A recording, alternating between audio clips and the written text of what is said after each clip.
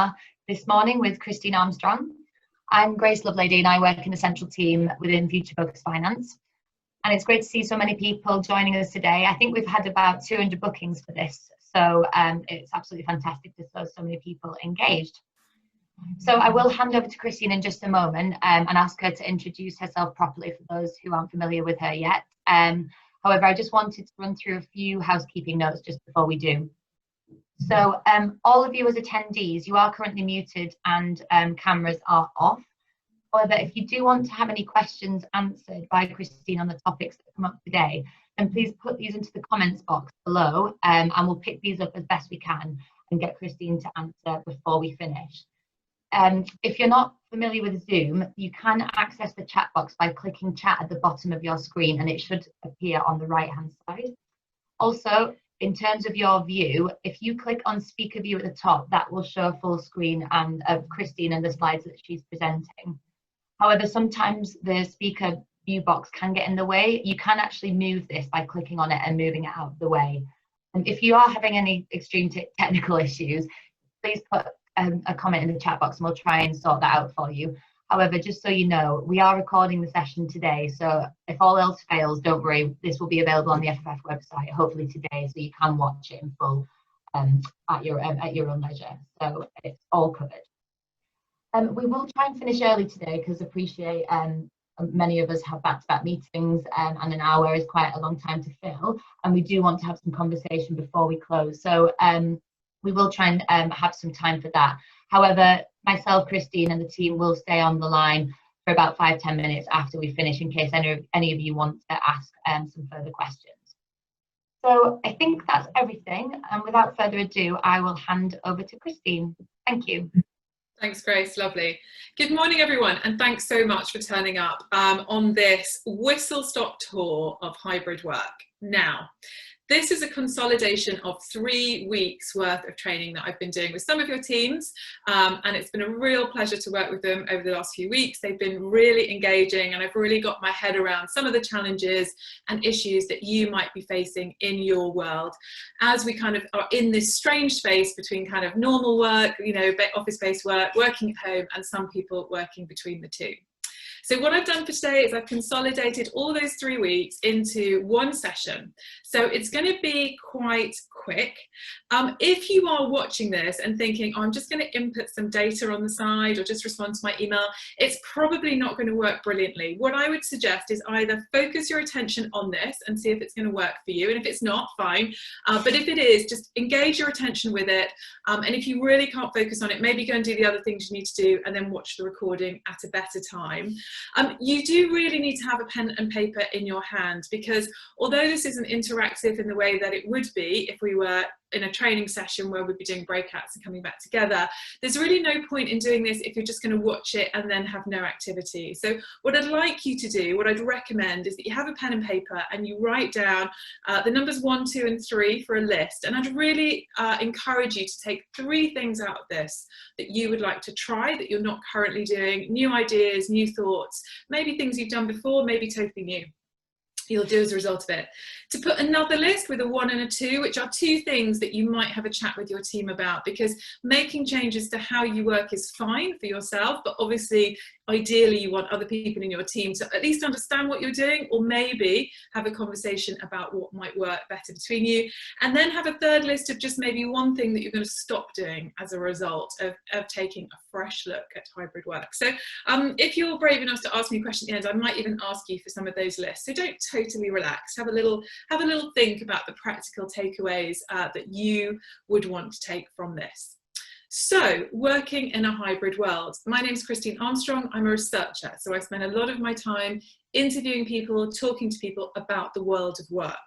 I wrote a book called The Mother of All Jobs, which was about working and parenting. It included lots of dads for any men listening, which was really about work-life balance and how we make family life work in a modern context.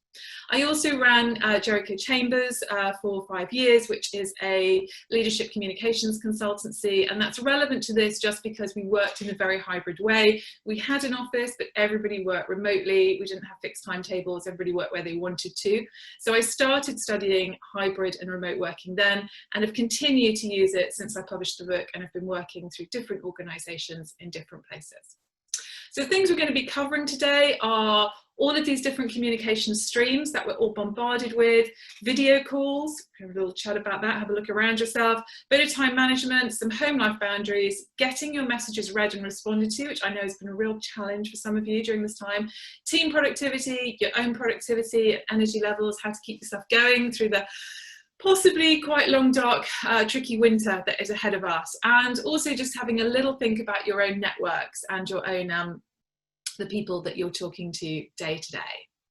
So before we start, just a little bit of context. On the 20th of March of this year, we all left our offices pretty much across the country, and we maybe picked up our desktops and we put them into the boot of our car, or we picked up our laptop and we went home and started to work from home on Monday the 23rd. And it was a pretty dramatic time. I sometimes compare it in numbers, and don't take this too seriously, but just as a sort of reference point to the scale of change that we've experienced in just 6 months. During World War II, the UK enlisted fewer than 3 million troops, and they spent 6 years moving through Europe, being trained, getting new equipment, and so on. On that transition weekend, 8 million people left their normal place of work and went to work from home. And in just 2 weeks in April, 9 million people in the UK were furloughed. So this transition has been massive. We won't know for years what the full impact of it is. But what we do know is that many of us were kind of jettisoned overnight from organisational working, which might have looked a little bit like the top left here. Not that I'm suggesting your offices are terribly untidy, but, you know, quite informal, kind of normal based office life, to something that might look something around the edges or might look different. You may have felt very isolated. You may have had not enough support, not enough human engagement. You may have had way too much. You may have actually been very happy going back to your home and feel in many ways that it suited you well. But either way, one of the things that lots of people have done is replicate the way that we were working in offices and just pick it up and put it into working from home. And in some cases that works to some extent, and in some ways it doesn't. And one good example, I think, is the classic Monday morning meeting. So in an office, you might have your Monday morning meeting at 10 o'clock, and whoever's in charge of your team says, right team, let's get together, bring a cup of tea, how was your weekend, what about the football? Everyone has a little bit of a chat, you work through some issues, and everyone goes back to their desk feeling a little bit engaged, you know, connected. But often this isn't working. People are trying to replicate that in the video call. Either the chat doesn't work, always the same people speak, it goes on too long, it's a bit boring, the naturalness of it's gone, and suddenly it's 11 o'clock on a Monday morning and everybody's energy is in the toilet. Everybody's like, oh, yeah, I've just spent an hour and a half battling through some list of tasks and I don't feel ready to kind of get in, crack through the week. So some things work and some things don't. So today we're talking about how we can make it work a little bit better. And one of the things that I think it's really important to bear in mind is how we're all feeling. Now, this is a chart that I stole from the US Department of Health and Human Services. And what it is, or purports to be, is a kind of tracking of how people feel, their emotional highs and emotional lows after a trauma. And I think we can certainly call COVID and the lockdown a trauma.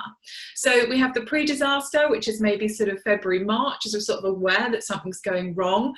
Then we go into lockdown, which I would put at the top of the kind of heroic frenzy where we all went home, and for a while there was kind of this pulse of energy. We had lots to do, it was sort of exciting, and we all, you know, were very busy and very stressed, but it was kind of like we've got to change everything. You guys had year end, you know, there was a lot going on. And then it starts to get a bit normal, and that buzz, that initial buzz, sort of crumbles away and reduces, and we start sliding down the slope and becoming a bit disillusioned. This starts becoming real. Now, I'm not going to tell you where we are on that downward tumble, and maybe we're at the bottom of it and it's going to get better from here, but a lot of people I talk to don't quite feel that we're there yet, that the winter's going to be tough. So thinking about this journey and how steep that fall is and how slow the recovery seems to be as we rebuild, it's just worth bearing in mind when you think about whether this stuff is really important or not. Because I think that getting this team right and this support and this energy right is going to be really critical over the next few months. So let's start with communications. We did this fast communication. We took all of these processes that worked in offices, we plonked them at home, and we had to learn lots of stuff. We had to learn how to use Teams or Starleaf, a lot of you use, you know, different systems coming in. There was lots of emotional pressure. People were really worried, are really worried about COVID. People are still very anxious and nervous about it. People may be ill. People may have relatives who are ill. So there's really a lot going on. And one of the things that sort of happened all at the same time was we embraced new communication platforms without necessarily taking the time to think about when and how we might use them. And this has led to, you know, what some people call Zoom doom. Sort of endless blinking calls that some of you are on, where you literally get up at 8 or 9 o'clock in the morning, you crash into your day and you're on your webinar, your Teams call, really through the large part of the working day, and it sucks your energy dry. And then what happens is people start turning off their cameras, they start turning off their microphones, and then when you ask them a question, there's total tumbleweed, because actually they've wandered off to make a cup of tea or, I don't know, pick something up or put the washing on or whatever. So we're lowering our energy when we use video calls inappropriately. So what I strongly recommend, this could be one of your actions, is to look at all of your communication platforms and decide which one is good in which circumstances. So webinars, for instance, can be really brilliant when you're meeting somebody new, when you are debating something tough and knotty and complicated, when you need to share a slide, when you need to be hearing something that's kind of new and you need to focus your attention on, perhaps like this. They are rubbish for updates. And maybe this is a time to say, do you know what, all those office updates, all those to-do lists, maybe we just need to move those into one document. We can look through it and then maybe just have a call where we pull out the difficult bits. Which are the bits that need sorting out? Where do we need to involve someone else? Where do we need a bit of help? Webinars might be great for training people. If somebody's really frustrated and you're trying to help them set up a new Excel spreadsheet or make it work and it's just not working, it might be really good kind of emotionally to connect and go, okay, let's screen share. What's going on for you? You know, oh, you're pressing that button, it's not working. Okay, give each other a little bit of support so they can be great. But they're not great if you've got 60 people who are on silent. What we want with calls generally, this being a bit of an exception, but I've still tried to give you a bit of task, is to have interaction. So do whatever you can if you're using them to create activities, get everyone to input, get them to put questions into chat, have a poll, have something to debate. If people are not engaged in the call, maybe they shouldn't be on it. Instant messages, whatever platform you use, whether you do that through Teams or Slack or your own WhatsApp, they're brilliant, right? They're fantastic. They can give you a buzz of energy. Hey, I need the numbers now. What have you got for me? When are you coming back to me? But all the time we're using them, we're invading other people's mental space. So whatever they're doing, they're pulled out of it and then they're distracted and they're responding to what's on your agenda, not what they need to be doing. So we need to use that with caution. And I would say that's something to have a real conversation with teams about. When is it appropriate to use your WhatsApp and when is it not? Emails, brilliant. Got a contract to agree, got something technical, got something legal, you want a record, really useful. But I know loads of you are having problems getting anyone to respond to your emails because there's just so much going out there. So when is it a good time to use email and when actually do you need to step away and pick up the telephone? And I do feel that the old-fashioned telephone, it might be a mobile, doesn't really matter, but the actual call has been overlooked. Because one of the things I'm hearing again and again is that people are saying, you know, what would have been a 10-minute chat in the, you know, as we walked into the office, or, oh, what do you think of this? And somebody would have responded, has now turned into an hour-long Zoom call or Teams call. And what's the point of that? You know, don't forget, you can just pick up the phone and say, hey, have you got 10 minutes? I just want to clarify the format that you want to receive this in, or I just wanted to sense check this and have a chat. And the other thing which I would put into this is where can you meet in person? And when I was doing the course with some of your colleagues, some people were doing brilliant things. You know, they were two people were cycling before work, before 9 o'clock, having a little catch up, nicely social distance, bit of exercise, bit of a buzz, and then going into the day. Other people had done walking meetings on things that were sensitive or nuanced or just needed two people to kind of have the physicality being in the same place, because as humans, that's what we really, really enjoy. It gives us energy in itself. So when might you be able to use something in person? I know some of you are already back in offices, so, and using meeting spaces. I don't know if that's changed since the rules changed in different areas and so on, but if you can do anything face to face as the rules allow, and I assume they're going to wax and wane over the next few months, use them if you can.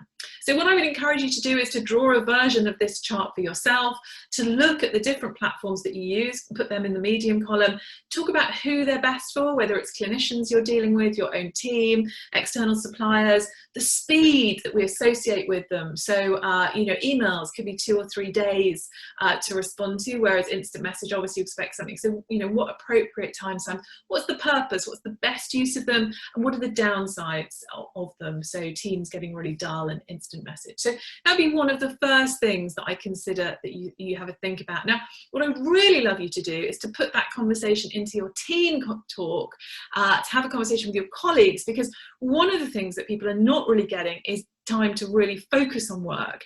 And what you really ideally want with a chart like this is for everyone to have a sort of broad appreciation of what the guidance are, what the guidance is, and have some sort of protocol, nasty word, but you know what I mean, some kind of like, this is when we're going to use it, and this is when you can have a bit of time off to yourself. And particularly when you've got big deliverables at the end of the week, a really good way to think about organising your team, and also will help you solve another problem which loads of people are having, which is somebody sent them a document and they can't remember what platform it's on. Oh, somebody told me something about that.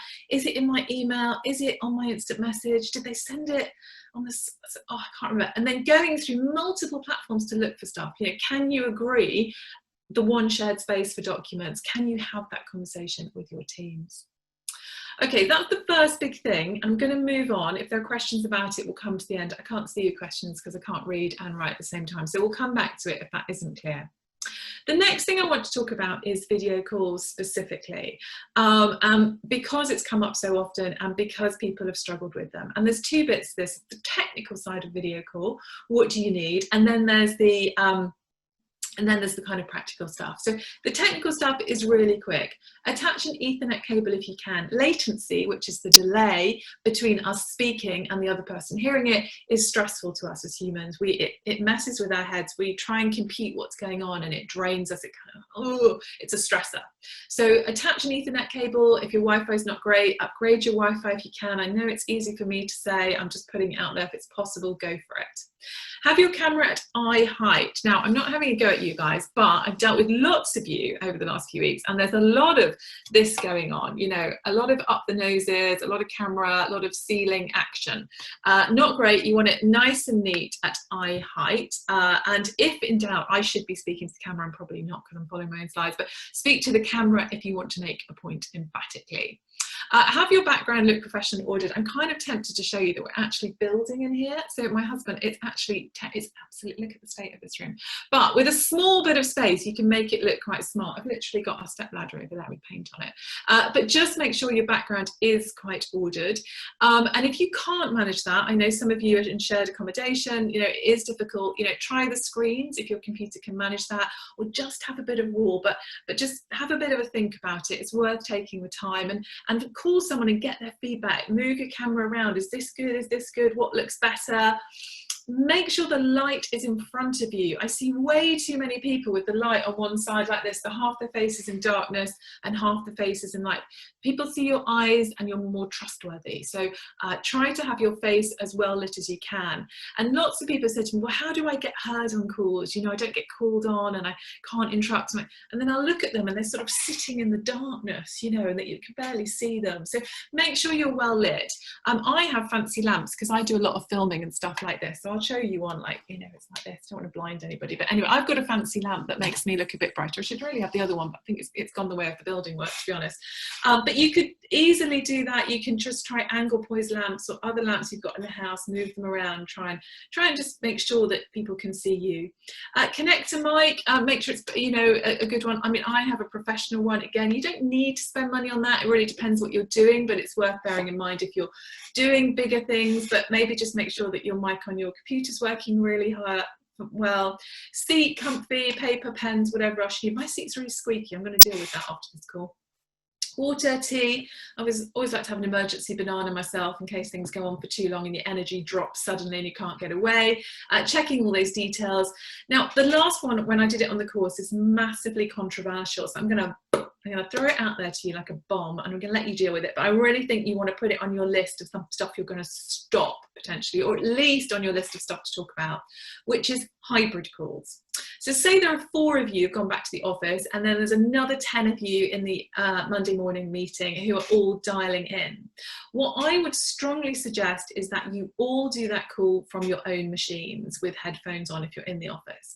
And the reason for that is it's an extension of the old space rocket phones. You remember the whole spaceship phones that we all had before video calls came, where you'd have the people in the office and then you'd have a couple of people dialing in, and then you'd go, George, have you got a view on that? And then George wouldn't have known it was coming, and he would be terrified and wouldn't be able to answer, and he'd have just wandered away from the phone at that moment. And then George would totally misread the room and say something, everyone in the room would, what's George? George wasn't listening. What's George doing? Useless. And George would then feel terrible, his energy would drop, and he would feel like, oh, I'm not very good at this, confidence would go down. The next week he wouldn't say anything at all. So what we want to have is equality. We want to have a sense that the people who are on the call can be seen and heard and have equal status. And the risk of not doing this is, A, you're not going to get the best ideas, you're going to have the same people speaking all the time and dominating the calls, you're not going to get the interaction that you need to lift your team energy. But also from a diversity perspective, it's very likely that you will end up with an in-group and an out-group. So the people who are on the calls will be much more in control, be much more visible, they'll have much more influence over the group, and then there'll be a group that really isn't heard, and you may not know what their issues are, you may not know what challenges they have, which is not ideal. So I would say if you can ban hybrid calls, consider it. Some people, as a result of the course, kind of compromised in some ways and said, all right, we'll do it in this way, but we'll all have our own screens, but we'll be in the same place. Try some different stuff and see what works, and just keep an eye on it. If you're on a hybrid call and it's really not working this week, go, yeah, that Armstrong said something about what's going on here. Just be a bit analytical about it. In terms of skills, no information dumping. Video calls are a really terrible way to go, I've got 32 things to update you on, let me start at number 1.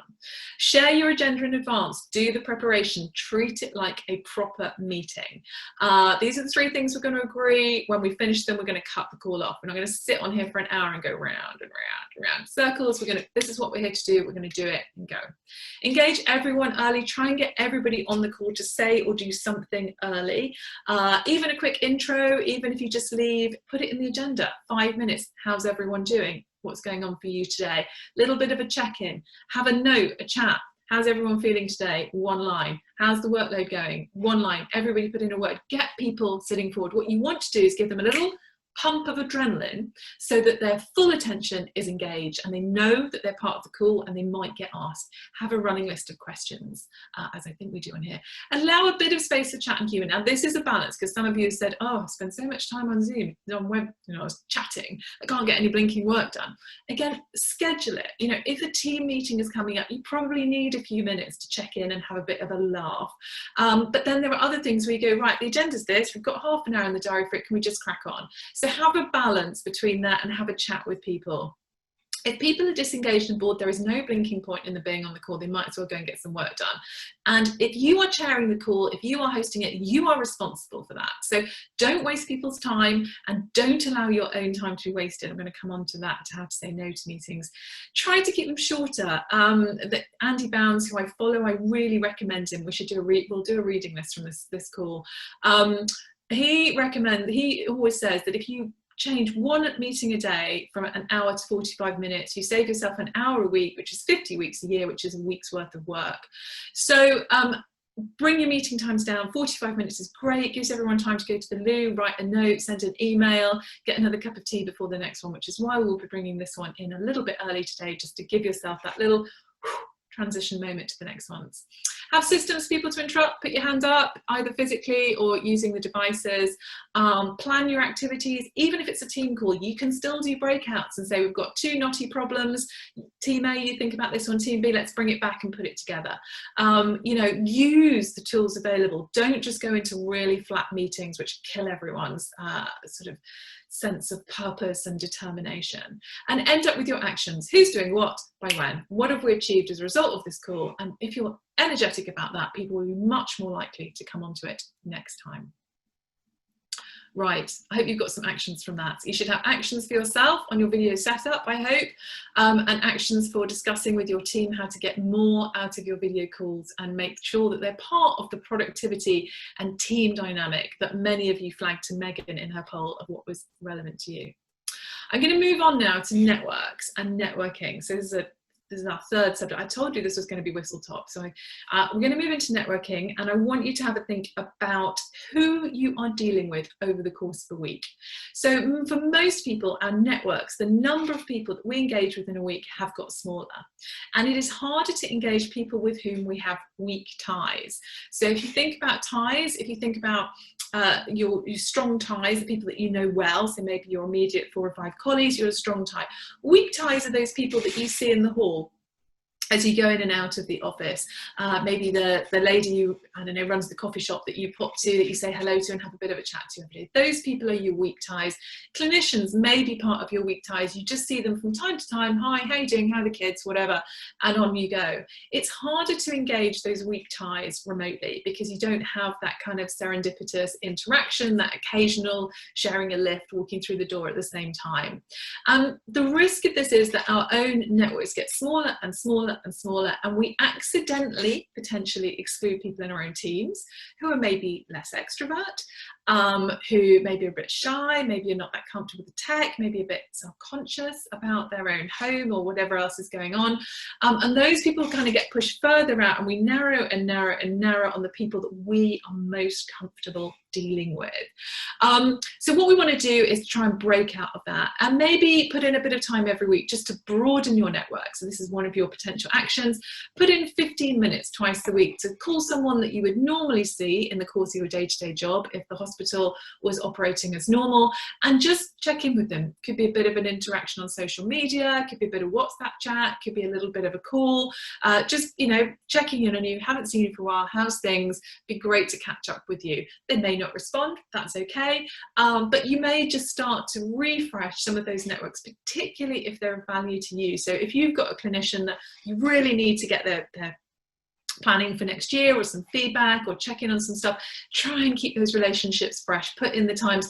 Remember what they're interested in. Step into their world. Remember, oh yes, they're a supporter of this team, or, you know, they're really into cycling, or wasn't their kid going to secondary school this year? You know, whatever might be going on then, and then just use that as a little mechanism. Hey, you know, did Lottie start school? How's it going? You know, what's happening in your house? So don't just be like, hi, it'd be really great if you could send me those numbers. I've chased you 3 times, it's really annoying. Try to keep a little bit of humanity in your interaction, and try be a bit creative with what you engage in with. Some of the ideas we had from the team I was working with were brilliant. People were doing virtual Macmillan coffees in random groups, and, you know, raising a bit of money, but also getting together with 5 or 6 people in little groups that they could just check in with that would normally be part of their world.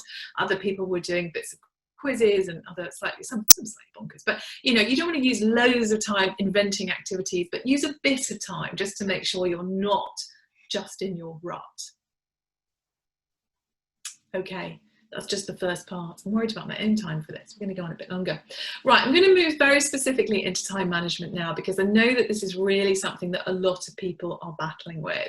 And it isn't just you. Harvard research says that we're spending basically half our days being distracted or semi-distracted. We're checking our email 55 times a day. Put that in your stop list. You've got to stop with all that nonsense.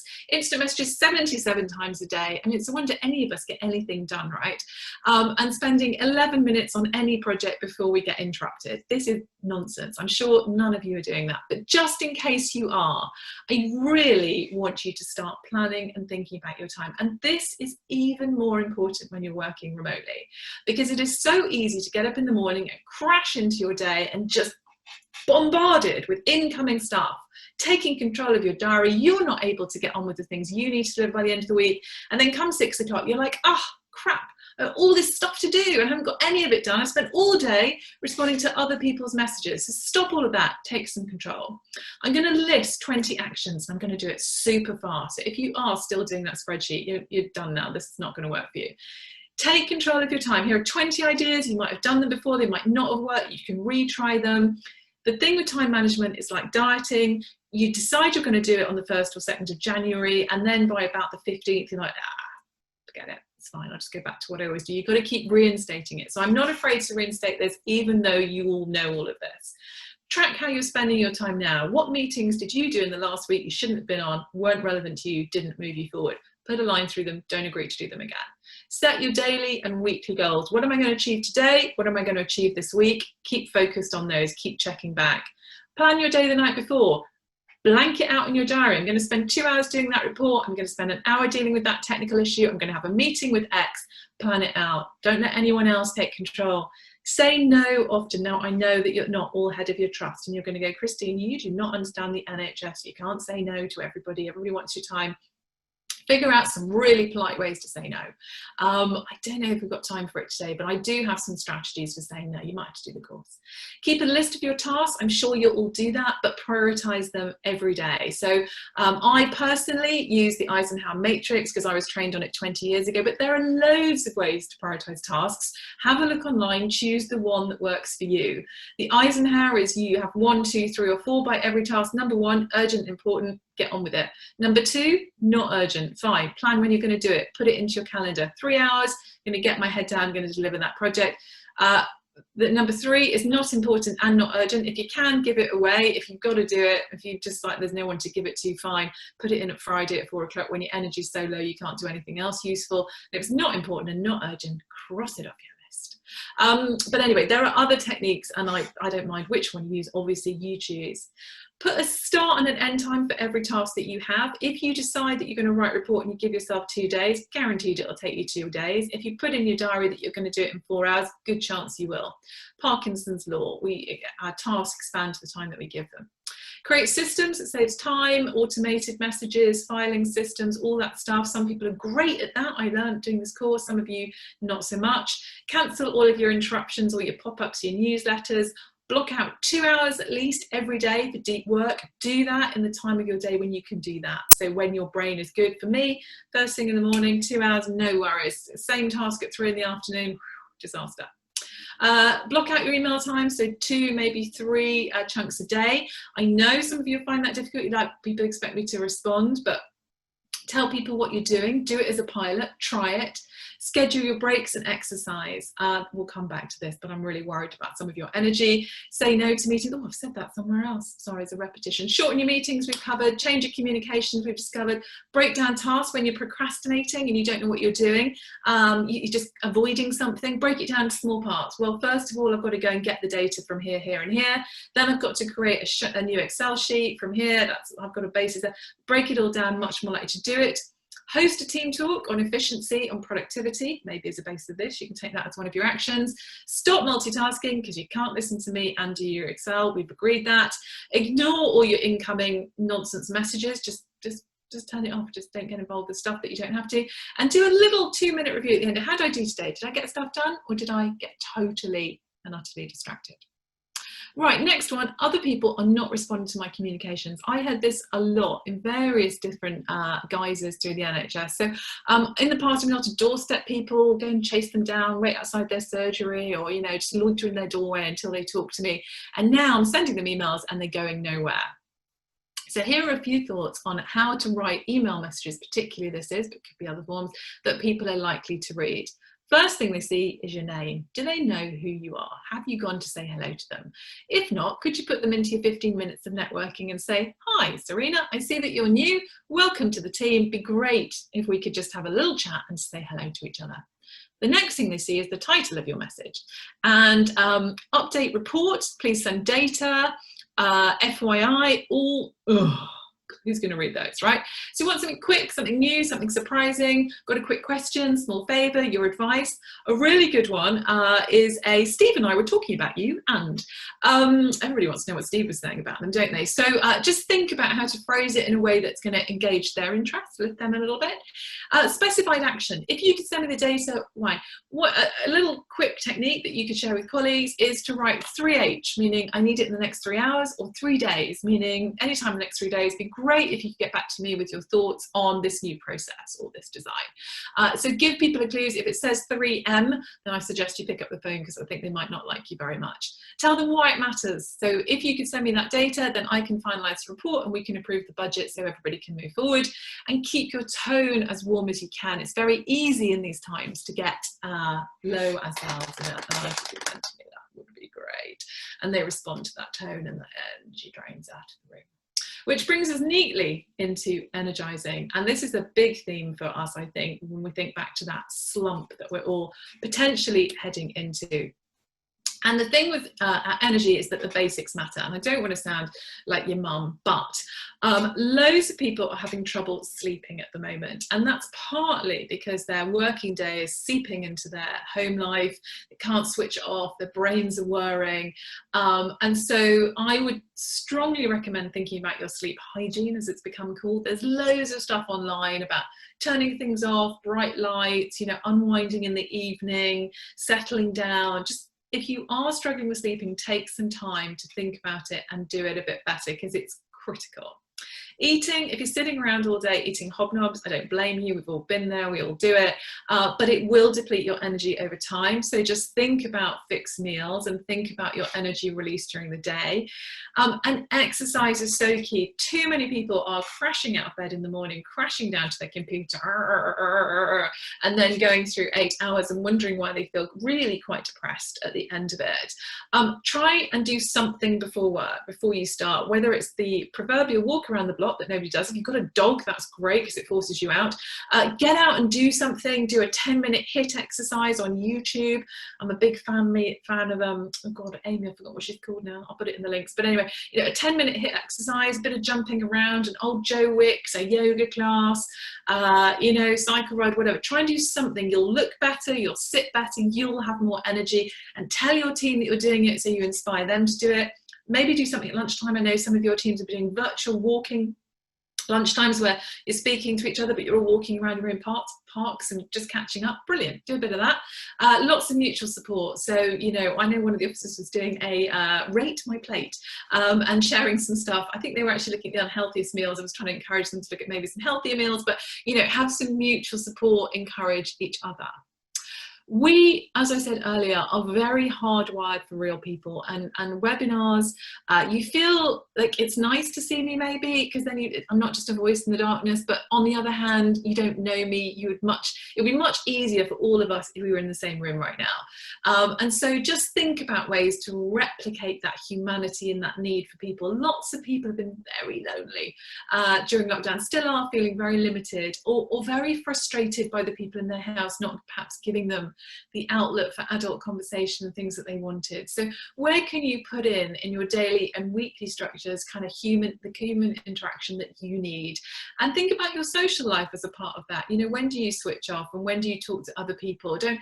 Some people have become very locked into their houses and very small worlds during this period, and it gets easy after a while not to leave. And that's damaging potentially for our mental health and our confidence in leaving. So try to keep your networks open and keep moving outside of a very small group. I did a little bit of work, there's a vlog on my website with a resilience expert, and he said that his view on resilience is that most people know what they need to do to increase their resilience. And resilience isn't our ability to crash through things and endure them. It's the ability to change and adapt. And he says we know what we need, but we just we don't often give ourselves permission. So it may be that for you to feel better, you need to go and watch some really emotionally engaging TV, like, you know, somebody was saying they love those programs where they reunite families that have been apart for years and everybody cries loads, and that really releases them. And it may just be you have to give yourself permission to, I'm not dealing with anyone for an hour, I'm going to go and watch the telly that makes me feel better. I'm going to walk around the park and listen to some podcast that I love. I'm going to schedule that into my diary. I'm going to go for a swim or do a yoga class, or whatever it is that makes you feel more yourself, and remove the blocks to doing that. We know if we kind of go, well, I'll definitely do an exercise class this week, but we won't. But if we say on Tuesday at 8, I'm going to go to that spin class, and we put it in our diary, good chance that we will actually go. But if it's not working for you, if something's making you more stressed and it's not relaxing you or giving you some recovery, then stop doing it. And that brings me to me stopping doing this. The very last thing that I'm going to share with you in this is just a thought, because I know one of the responses to some of this is, Christine, you really don't understand that I work in a matrix team with lots of bosses and bosses and bosses, and it's very hard for me to change all of these things, however much I might think what you're saying is quite sensible. So what I would urge you to consider is the things in the middle. What are things you can control? You can control your own diary. You can control what you say yes to. You control how easy you are to distract or how difficult you are to distract. Second circle is, what can you influence? What can you go into a team meeting and say, listening to this woman, right? And just go with me, but she thinks hybrid calls are really not great. Can we have a chat about that? Can we have a chat maybe about us all being able to put in 2 hours of deep work into our diaries every day, and have maybe a system where if you really need to reach me, you can call me, but otherwise I'm not going to be on my email. I'm just going to be getting that report that you really want me to do done. So what can you influence? And then there are wider things possibly to do with the trust that is really hard to deal with. There's sort of things that concern you, but possibly you can't deal with them day to day. And so maybe just park those, but just think about the difference between the things you can control and the things that you can't. I'm going to leave that for a moment because I feel like I've talked a lot. I'm going to end the slideshow now, and we've got 15 minutes and we can have some questions, we can have discussion, we can go back over anything. If you've got questions that weren't answered at the end of this, there's my email, but also there is a reading list. I had made a reading list on armstrongpartners.co.uk. So if you wanted to look at any of the background to any of these things, you could do. And then I'll hand over to Grace and see if we've got any questions, because I haven't been reading them. Lovely, thanks Christine. Loads and loads of helpful tips there, and hopefully you can actually see I've adjusted my video screen after that prompt myself, so it is a really good tip, and thanks for that. So I just wanted to encourage anyone attending to drop more questions into the chat box. We have had one, and I have noted some questions down myself actually while we were talking to Christine, because there have been questions and feedback from previous sessions we've run with you, and from just previous events that we've put on in sort of the further topics that people want to know about. So the question in the chat box was about sharing more tips around saying no, because I think a lot of people struggle with this, and actually thinking about it, maybe us more junior and supporting staff who might be getting bombarded with tasks at the moment and not sure how to manage expectations. Yeah.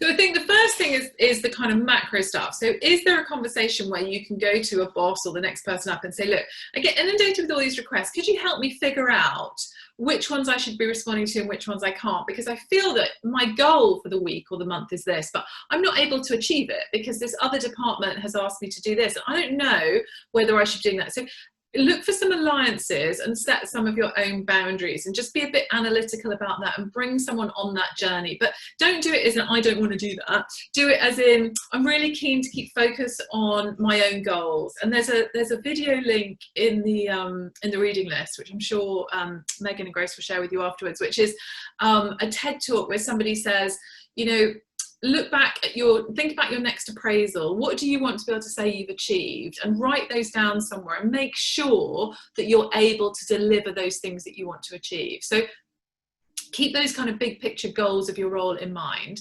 And then when you get incoming, what you need to develop is your own language for saying no. Now, if it's a meeting that you don't think you should necessarily be in, just go back if you can and say, thanks so much for inviting me to the meeting. Can you tell me what the agenda is? And then when they come back and tell you what's on the agenda, go, actually, I don't have much to contribute to that. Could you perhaps just let me know if there's something specific I can give you in advance? So just try to take control in gentle ways. If people ask you to do things you definitely can't do, say, say, another technique is to say, yes, I can definitely do that, but then I wouldn't be able to do this. So which would you rather was my priority? And if they're not sure, say, or perhaps you could talk to my line manager, you know, if you're feeling quite junior in the team, perhaps you talk to, because I just, you know, I'm really under pressure to do this.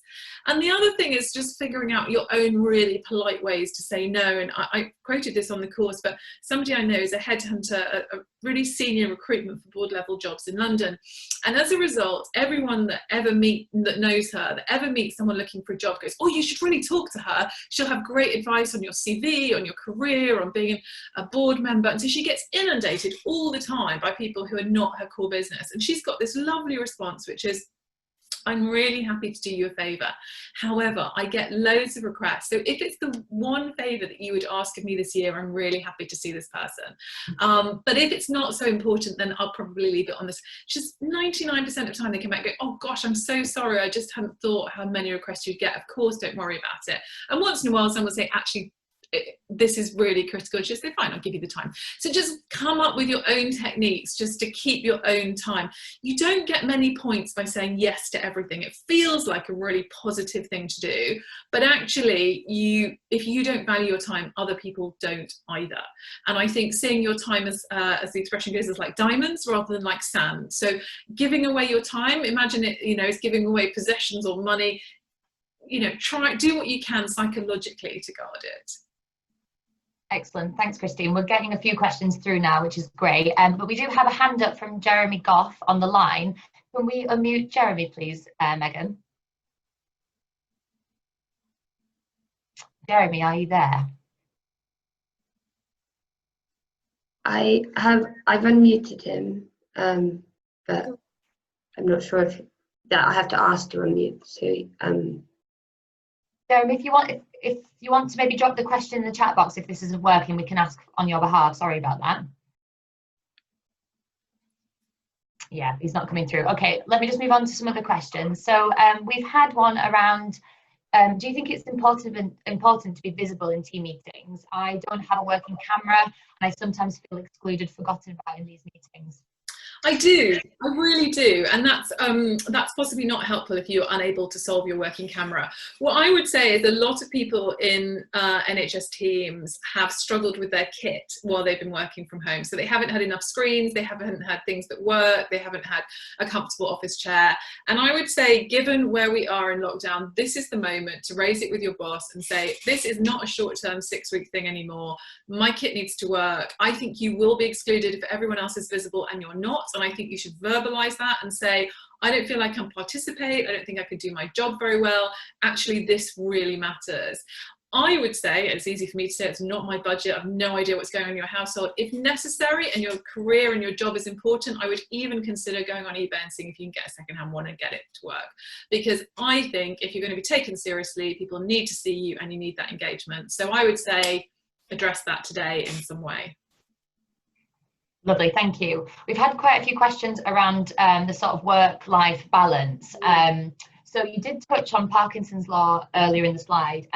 How would you maybe suggest to set boundaries with your managers or even just your colleagues on when you actually start and finish work? Because some days that might change.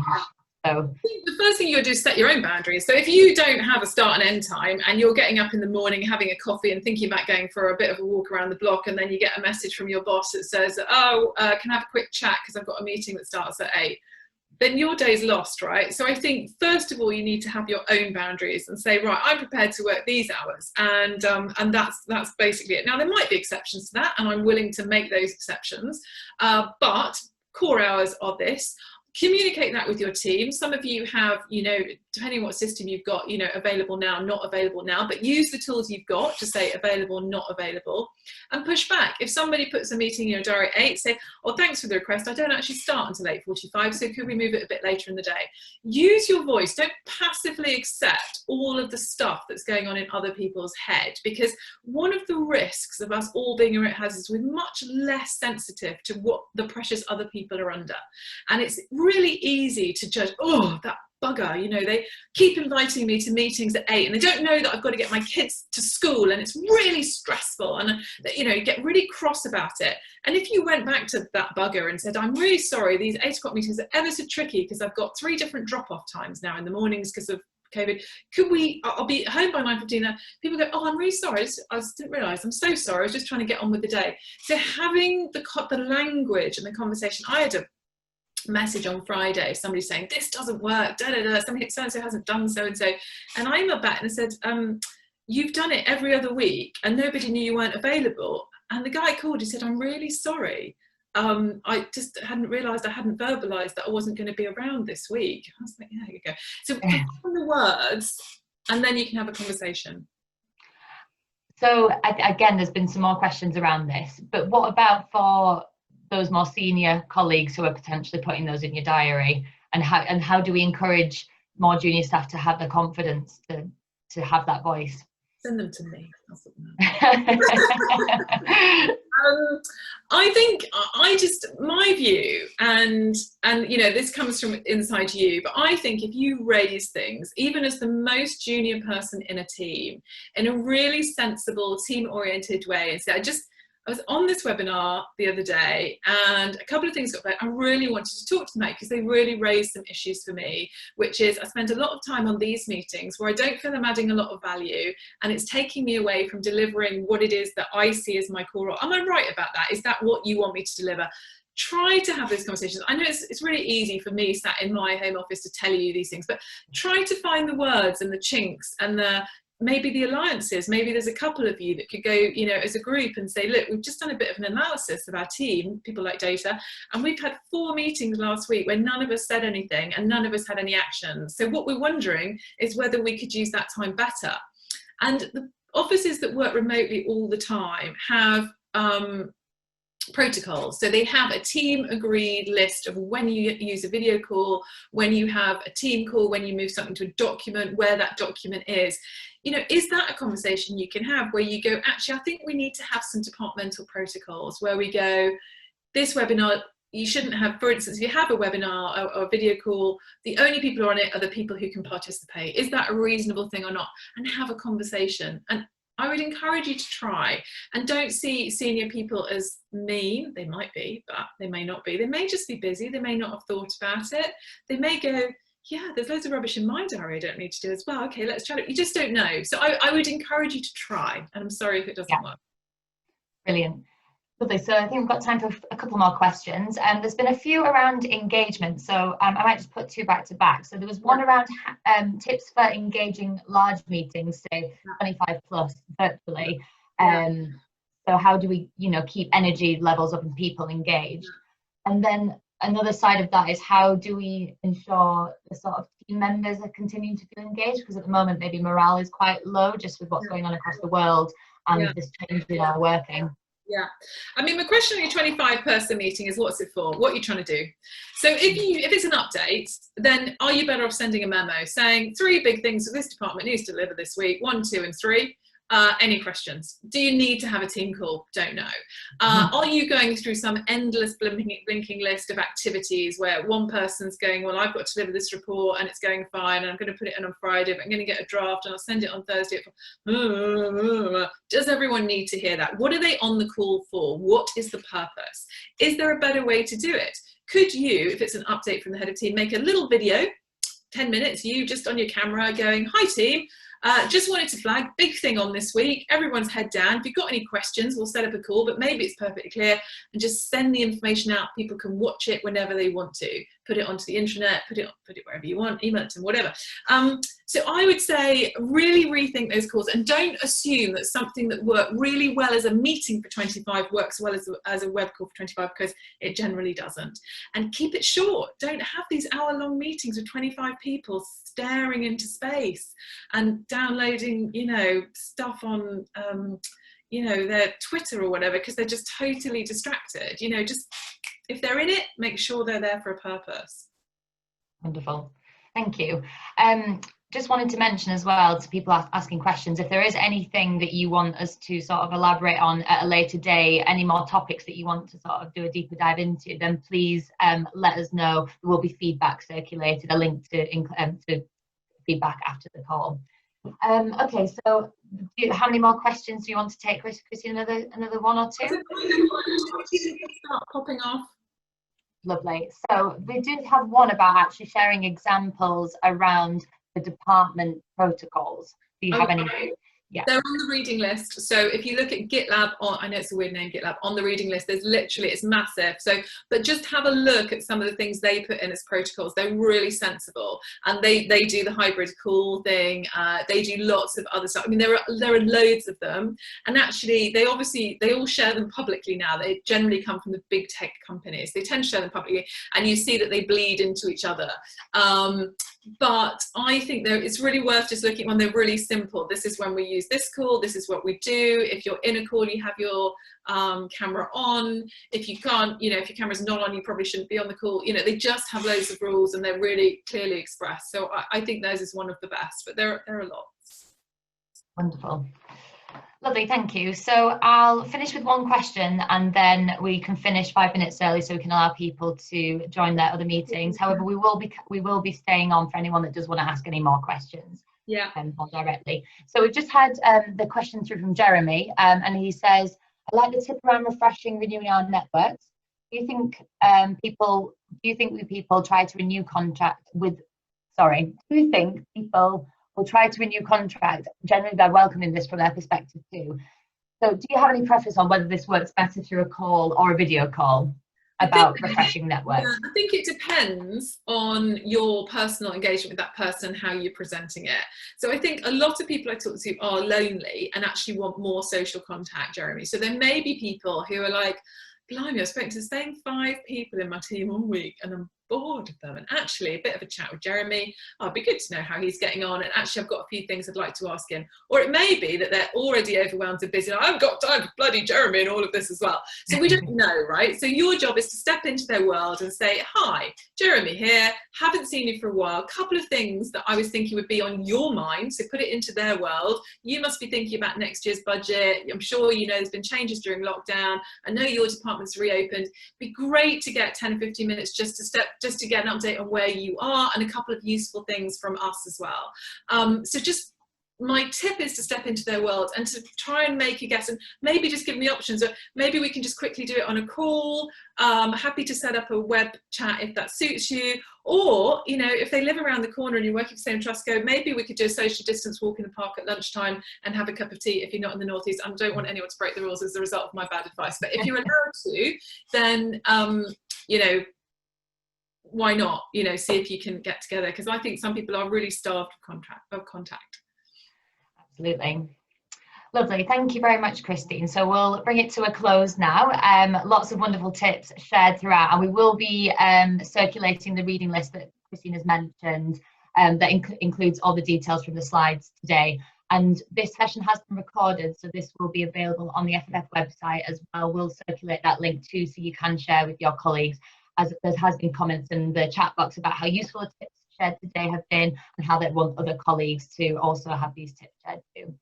Lovely. So we'll close the webinar now. However, myself, Christine, and the team will hang on until 11:05, say, in case there is anything that you want to ask. So thanks everyone for joining, and enjoy the rest of your days. Thanks. Bye. Very much.